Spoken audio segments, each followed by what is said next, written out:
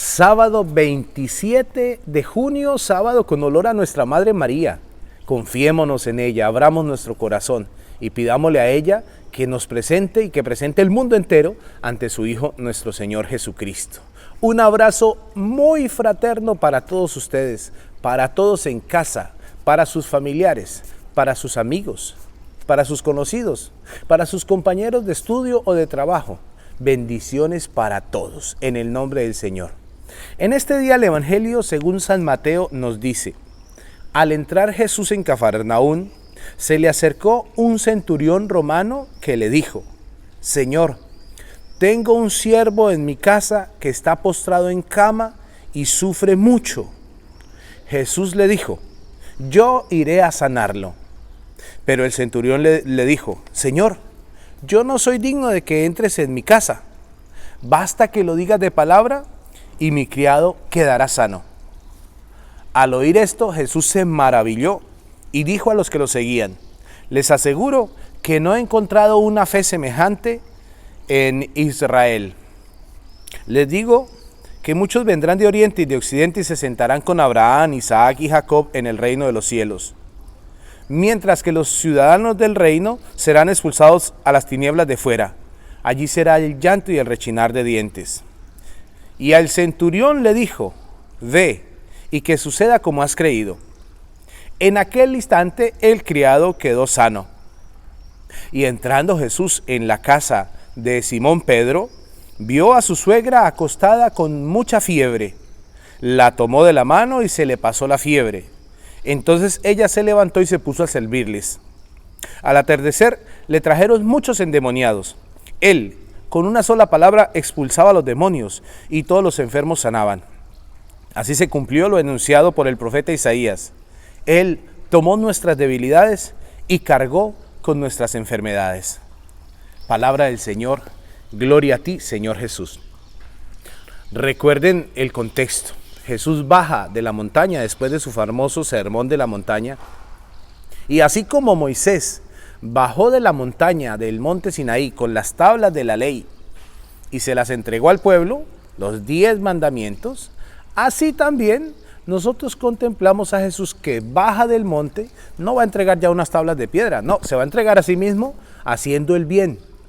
10 mandamientos de la ley del Señor, 10 milagros de sanaciones y liberaciones nos va a referir el evangelista San Mateo a continuación de este sermón de la montaña.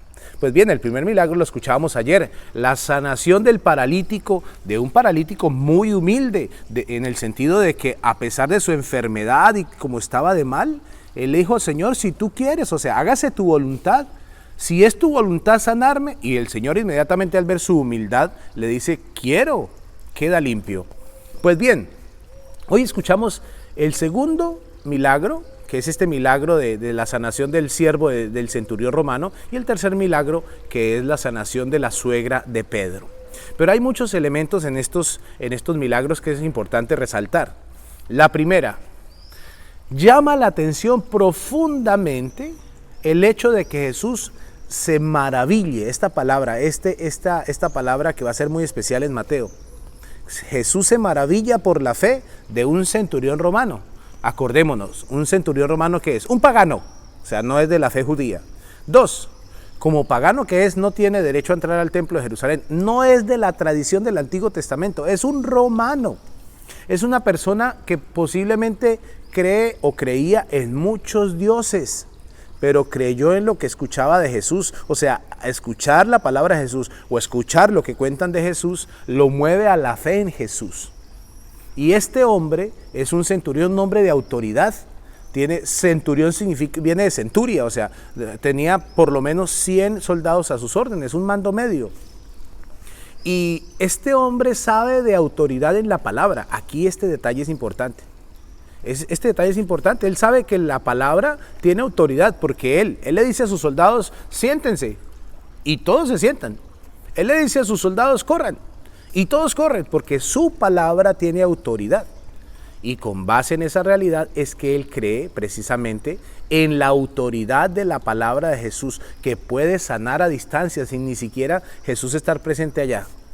Ojo, cristianos, porque así es como nosotros debemos tener la fe en que el Señor no tiene necesidad de aparecerse físicamente o de hacerte una manifestación extraordinaria que nadie ha tenido para decirte, hey, te voy a sanar o te voy a ayudar. No, basta con que creas en su palabra y basta con que creas que Él puede obrar en tu vida con fuerza y con poder como lo creyó este hombre. Por eso Jesús se maravilla, porque sin ser un hombre de la tradición del Antiguo Testamento, es un hombre que tiene una fe más firme que los mismos israelitas. Y por eso esa alusión que hace también el Evangelio, por eso vendrán de oriente a occidente y se sentarán al lado de Abraham. ¿Qué significa? Que la salvación es para todos, que todo el que tenga fe en el Señor será salvo. La misma palabra lo dice.